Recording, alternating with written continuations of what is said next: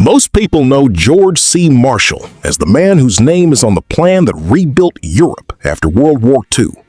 They know him as a five-star general and a Nobel Peace Prize winner.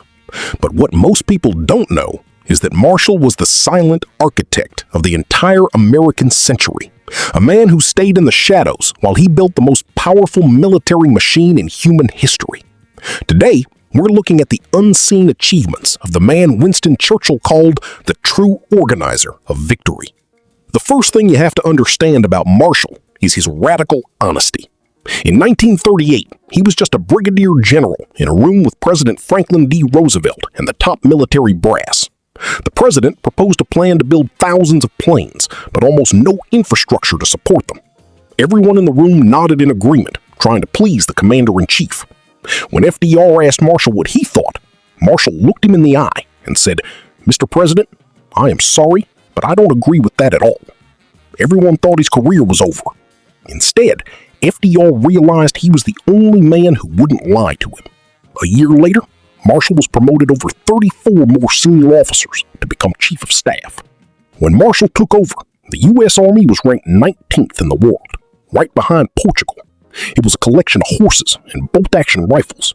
Marshall didn't just fix it, he deleted the old version and built a new one. He famously kept a black book of talented officers he had observed over decades.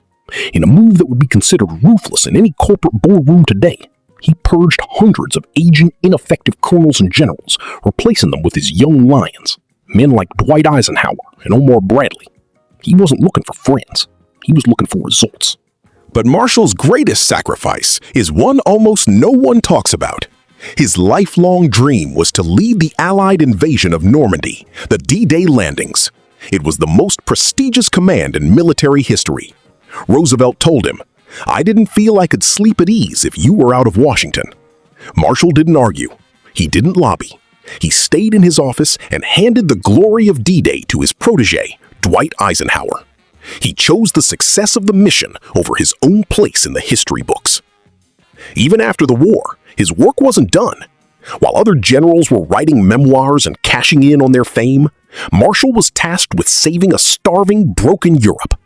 He realized that if Europe didn't recover economically, another war was inevitable.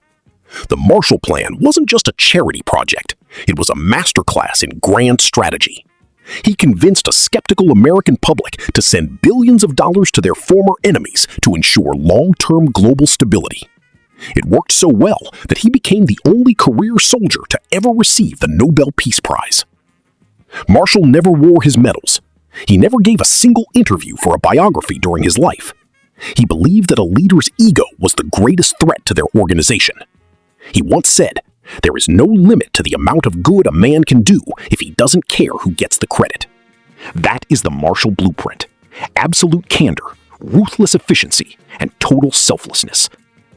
So next time you think about leadership, don't look for the person with the loudest voice.